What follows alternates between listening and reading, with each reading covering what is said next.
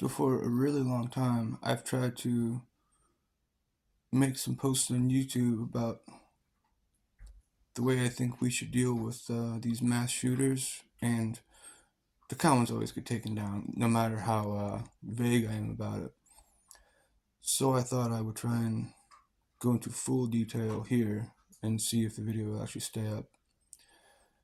So when one of these mass shooters are caught in the act, gun in hand, it's not like a question of whether they're innocent or guilty. It's obvious they're guilty.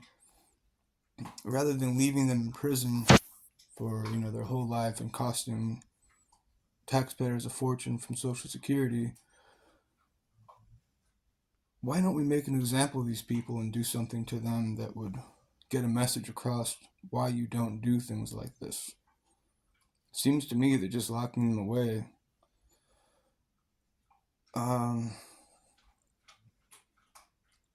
it's almost like detention for adults. It doesn't have the same effect that we used to have when we say the Romans would have lions eat criminals or gladiators butcher them or burn people at the stake, whatever the case may be. If we went back to those ways of doing things, it would make an example. It would make people think twice, and it would bring money in rather than costing us money. So say someone like Joe Rogan would be the announcer or something like this in a big Coliseum, auditorium, whatever you want to call it.